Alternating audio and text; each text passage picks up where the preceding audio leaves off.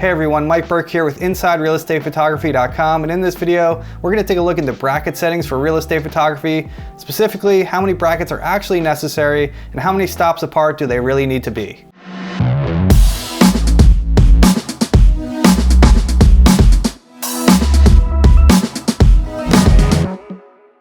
So for this video, I conducted a little experiment where I took a picture of the same high dynamic range scene in multiple different bracket configurations to see which ones would get the job done. I've been wanting to do this experiment for quite some time. As you may already know from watching my other videos, I've been shooting 5 brackets 2 stops apart for many years now. I know that setting works and works well, but I also know other real estate photographers out there are using different settings and different configurations. So I wanted to do this experiment to see which ones work and which ones don't.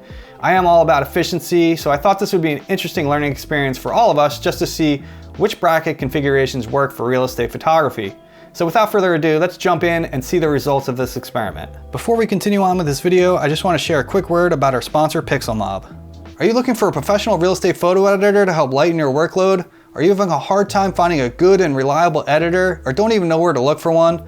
Or maybe you just personally struggle with editing and can't seem to achieve the professional end result that you've been looking for? If any of this sounds like you should definitely check out PixelMob. PixelMob helps take the guesswork out of finding a reputable editor and connects you with the right people to do the job. PixelMob is an awesome website that links you up with available editors capable of doing just about any sort of real estate photo editing you can imagine, including HDR blending, flambient, virtual staging, object removal, etc.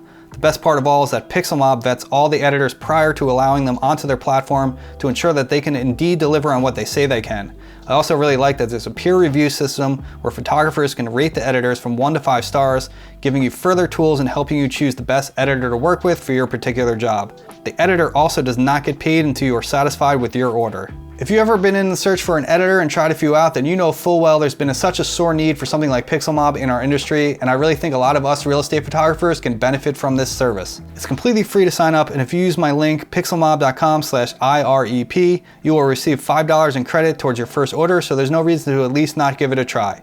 You'll also find that link down in the description of this video. Alright, so you can see here in Lightroom I have collections made of different settings that I shot at. I didn't bother with any bracket settings under 1 stop. I know on the Sony cameras at least you could shoot like 0.3 stops apart or 0.5 stops apart. It's such a small increment. I know it's not going to be enough for real estate photography, so I just didn't even bother with that. So here in Lightroom we have the collections, 3 images 1 stop apart, 3 images 2 stops apart, 3 images 3 stops apart, 5 images 1 stop apart, 5 images 2 stops apart, 5 images 3 stops apart, and 9 images 1 stop apart, which I know is just a ridiculous amount. So I don't know why it jumps from 5 images to 9 images. There's no 7 image bracket setting. I don't know why that is, but it's kind of curious. All right, so let's start with 3 images 1 stop apart and see what we got. So here's our base middle image here, and then we'll have, you know, 1 image 1 stop higher and 1 image 1 stop lower. So this is the median image here. So I chose this scene. Don't get too hung up on the composition here, like with the refrigerator. You know, it's not the best shot here. I just was looking for a high dynamic range situation. So we got the kitchen here that's pretty dark and pretty far away from the window here, which is like really bright and overexposed. So I've been going through houses lately trying to find the right situation to do this experiment, which was actually more difficult than I thought it was going to be. I thought I could find one in almost any house, but it was actually difficult. So this is kind of the best situation I found in the last like couple weeks looking for this situation. So I thought this was pretty high dynamic range, and the reason we want a high dynamic range situation is because like where the windows are really super overexposed, we want the brackets to compensate for that so we can blend them together. So if we don't have the information there to do that, then the brackets aren't enough or the stops apart aren't enough. So that's why I wanted to get a high dynamic range situation for this experiment. All right, so here we have 1 stop down, and you know, this will probably work, but it's still a little overexposed here with the windows. You know, if you want to mask in window views, it's still pretty bright out there, even though you can see most of the information.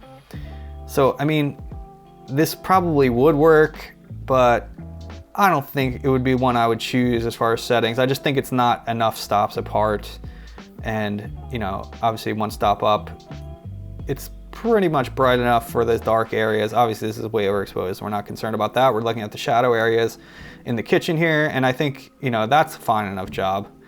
So I don't think I would pick 3 images 1 stop apart. I just don't think it's enough. But 3 images 2 stops apart probably is. Let's take a look at this. So this is the middle median image here. So the next one will be 2 stops down, I'm sorry. So 2 stops down, you know, this is obviously a little bit better than the other one. So, you know, it's still on the overexposed side out here, out the windows.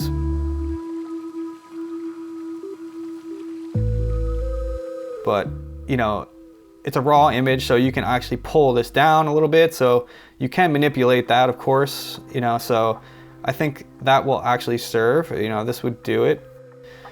And then of course, you know, the brighter areas here, this does a better job here than the 1 stop apart as well. I think this is, you know, perfect here as far as bringing in the darker areas here. This works better than 1 stop apart, 3 images 1 stop apart for sure. I think this actually does a decent job. Let's just take a look at 3 images 3 stops apart. So here we have our middle image for 3 stops apart. And of course, this next one will be 3 stops down, which we're getting a very clear image here now.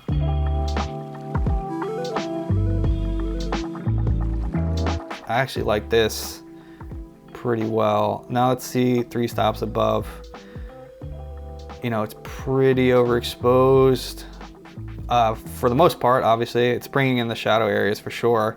Out of the 3 image, you know, bracket settings here, 1 stop, 2 stops, or 3 stops, I think 2 stops or 3 stops will do the job. By the way, this is the first time I'm looking at these as well with you here on camera, so we're checking this out together. So I think if I was gonna shoot 3 image brackets, I think I would go for 3 stops apart. I think this is kind of extreme, but I think in most situations, this would be the better way to go, just because you can recover the highlights much better with 3 stops apart.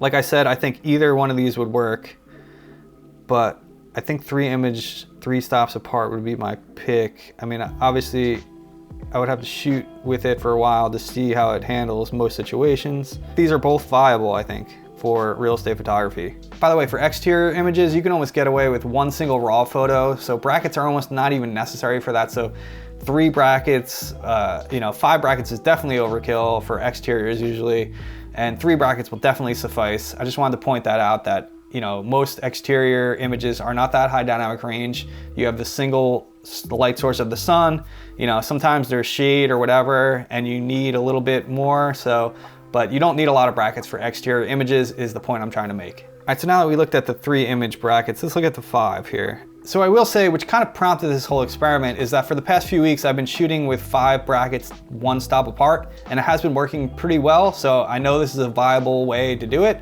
It does make me a little bit nervous in higher dynamic range situations, or if you're trying to capture a spectacular view out of a window or something like that. So sometimes I will switch over to 5 brackets 2 stops apart in those situations where it makes me nervous, and it doesn't seem to be pulling the windows enough. So I think 5 brackets 2 stops apart is a safer bet and does a more encompassing job maybe, but 5 brackets 1 stop apart will work. I know for a fact, I've been using it lately.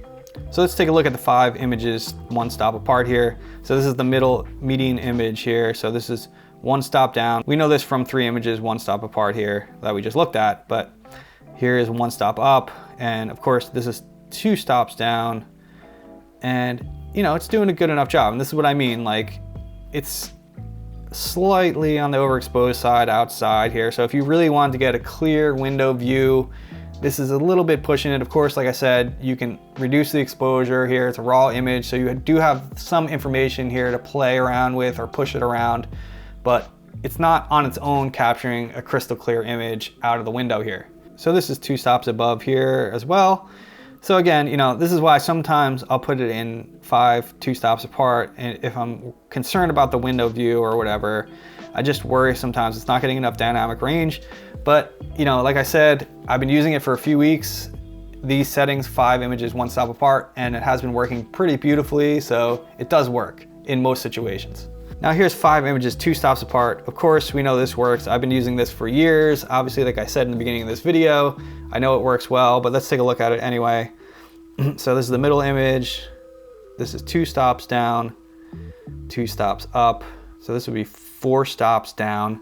So, you know, we're getting these crystal clear views here out of the windows. This is what I'm talking about, versus 1 stop apart where it's, you know, even the darkest bracket, you're not getting a crystal clear view like this. So if you're really concerned about those window views and you want a nice crystal clear view, you know, 2 stops apart, 5 brackets will do a better job, I think, in that situation.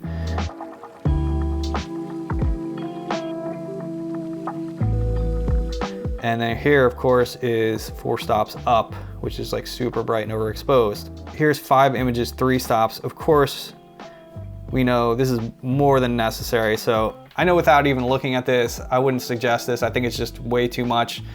5 images, 2 stops apart is plenty. So 5 images, 3 stops apart is just gonna be complete overkill. The overexposed image is probably gonna be completely blown out. All right, so here's our middle image. Here's 3 stops down. So this would be similar to 3 images, 3 stops apart, but with an extra 2 brackets in there, which are gonna be too extreme. So, you know, 3 stops up, and then this is 6 stops down, which is just like super, super dark over here now, just too dark, you know. And then of course, 6 stops up, which is just way too bright. So this is definitely not one I would suggest doing. It's just way too much and way overboard. And finally, we have 9 images, 1 stop apart. We know, like I said, 5 images, 1 stop apart works. So of course, 9 images, 1 stop apart is gonna work. It's just a lot of images to be shooting for brackets. 9 images is a lot.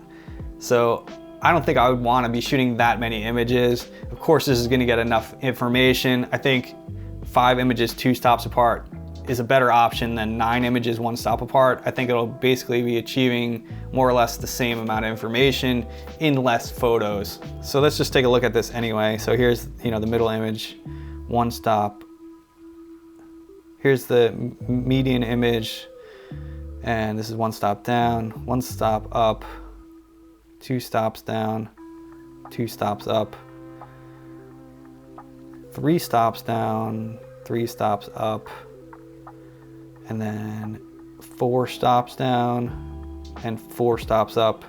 You know, again, just a lot of images. I don't think I would use this setting or this configuration. It's just way too many. All right, guys, so that's pretty much it for this little experiment. I wanted to share it with you guys. I think this is important information for us to know as real estate photographers. We want to be as efficient as we can while we're out on the job shooting. So this information is good information for us to know. So to sum this all up, in my opinion, my 3 picks for real estate photography bracket settings would be 3 images, 3 stops apart. Although 3 images, 2 stops apart is a close contender and I think would work in most situations. Then my second pick would be 5 images, 1 stop apart, and of course 5 images, 2 stops apart, which I know works. I've been using that for years. So I think the safest bet is 5 images, 2 stops apart though, still. You know, and I think that's why I've been using that for so many years. But that's my opinion. Now that you guys seen this information, please share your comments down below. I would love to know your thoughts on this.